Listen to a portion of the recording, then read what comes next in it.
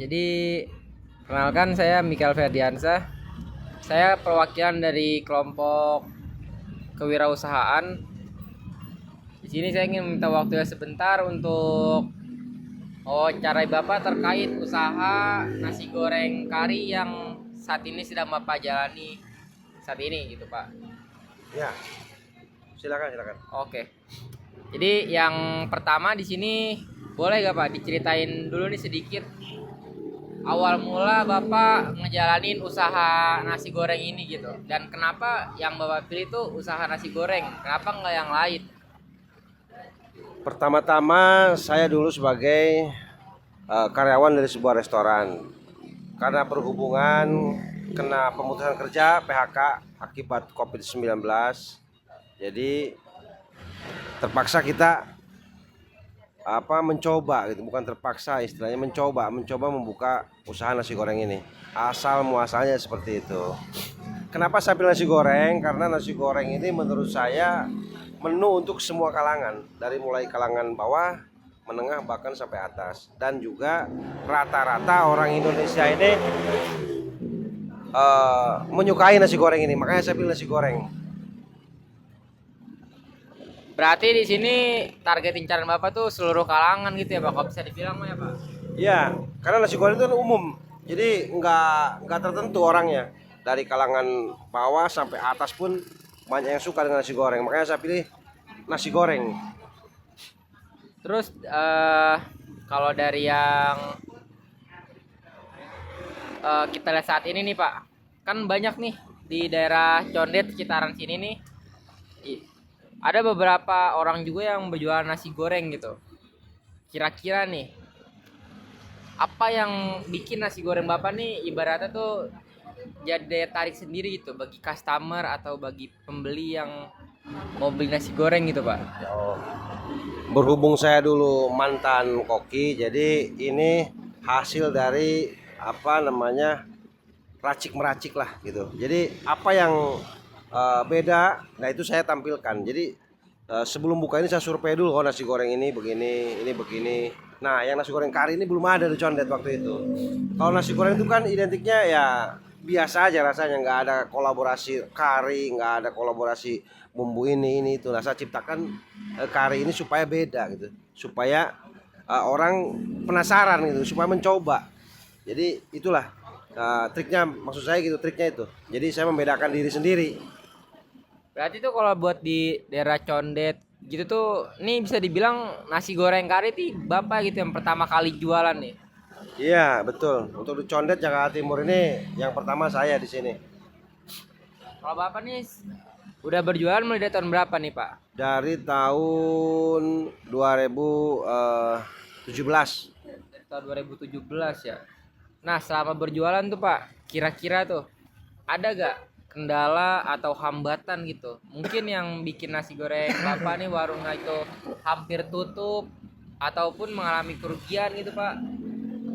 Ya, alhamdulillah sih selama ini kendalanya paling di teknis saja ya kan, karena saya ini kan kaki lima, jadi serba sendiri. Kendalanya mungkin dari kekurangan orang aja. Kalau untuk turun naik wajar lah dalam usaha dagang ini. Kadang sepi, kadang rame, itu hal-hal wajar. Paling ya saat ini kendalanya ya mungkin di harga aja, pembelanjaan gitu. Di harga. Emang kalau buat harga tuh, emang buat nasi goreng Bapak nih emang terbilang mahal atau gimana nih Pak kira-kira Pak?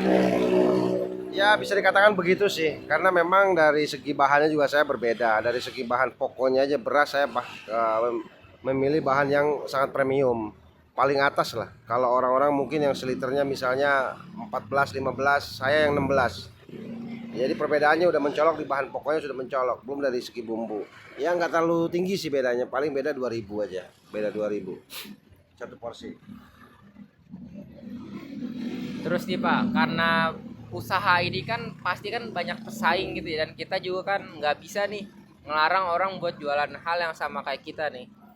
Kalau dari sudut pandang Bapak nih, Bapak tuh nganggap pesaing yang berjualan usaha nasi goreng sama, apalagi tempat berdekatan seperti ini tuh, Bapak anggap gimana tuh? Apakah itu sebagai musuh, ancaman, atau apa gitu? Bisa dibilang apalah menurut Bapak?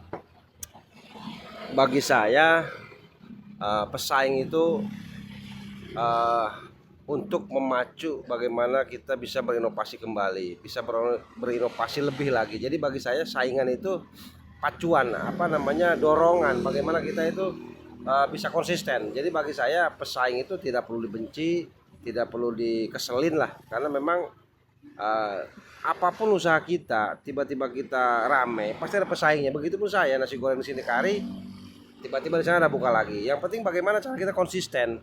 Bagi saya pesaing itu adalah semangat, semangat untuk tetap konsisten, gitu aja. Dan itu emang Bapak tuh ya sportivitas lah ya dalam dagang ini ya. Nah Pak, ini kan kita ngangkat isu nih Pak yang baru-baru ini nih. Harga dolar itu nilai tukarnya menguat dan nilai tukar rupiah turun nih. Banyak yang bilang bahan pokok tuh pada mahal sekarang. Nah, Bapak nih tadi kan bilang pakai beras yang tadinya harga awal 16.000 ya. Nah, sekarang nih saat dolar naik, Bapak tuh ada nurunin nggak sedikit kualitasnya gitu? Mungkin dari segi nasi atau yang lain. Untuk kualitas, meskipun dolar naik, belanjaan mahal, jadi kita tetap konsisten dengan rasa, dengan penampilan. Jadi saya tidak mengurangi kualitas dari masakan. Paling yang saya kurangi itu dari segi kuantitas ya, dari segi porsi kuantitas ini. Jadi kalau misalnya nasi ini timbangannya 160 gram, ya saya kurangi jadi 145 gram. Begitu aja sih. Jadi emang agak berat sih, cuma mau nggak mau kita kalau misalnya dolar naik, kita juga harga ikut naik, kasihan pelanggan juga ya kan, karena gaji mereka juga kan belum tentu naik gitu kan. Jadi yang kita siasati ini adalah kita dari kuantitas, untuk kualitas kita tetap. Untuk kuantitas ya itu seperti kue tiaw kita kurangin dari 170 jadi 150. Nah untuk nasi dari 160 jadi 140 gram, begitu aja sih siasat. Terus kalau buat kedepannya nih Pak, kira-kira ada gak Pak rencana nih mau buka cabang baru atau nambah menu baru? Karena kan bisa dibilang peluang dari usaha Bapak ini lumayan gede ya. Apalagi kalau dilihat dari kondisinya saat ini. Di jam berapa nih kita nih? Di jam 11 hampir jam 12 aja ya masih ramai gitu Pak tadi Pak yang beli ya. Itu gimana tuh Pak? Ada gak nyari peluang baru gitu? Untuk peluang baru untuk saat ini ya, untuk Iya. saat ini, di saat keadaan ekonomi sedang tidak baik-baik saja, mungkin belum dulu lah ya kan. Mungkin nanti tunggu di tahun depan bagaimana apa namanya kelangsungan ekonominya itu tetap stabil apa enggak. Kalau sekarang saya rasa belum stabil. Dilihat dolar masih turun naik ya kan. Dan kita juga belum tahu stabil harganya di mana. Nah, itu juga. Kedua, untuk buka cabang saat ini perlu biaya yang tinggi, dari biaya ya pembelanjaan ya kan, istilahnya ya lebih besar, karena memang ya turun naik itu. Jadi saat ini saya belum untuk ada rencana membuka cabang, paling ya tambah varian aja sih ya kan, tambah varian menu aja. Berarti emang kalau buat buka cabang sih kayaknya agak sulit ya Pak. Sulit untuk saat ini, sulit tahun-tahun ini sulit, mungkin di tahun 2027 mungkin bisa gitu. Oke Pak, mungkin ya sekian aja sih Pak pertanyaan saya dan wawancara saya hari ini sih Pak. Buat waktunya kurang lebih mohon maaf. Terima kasih. Ya.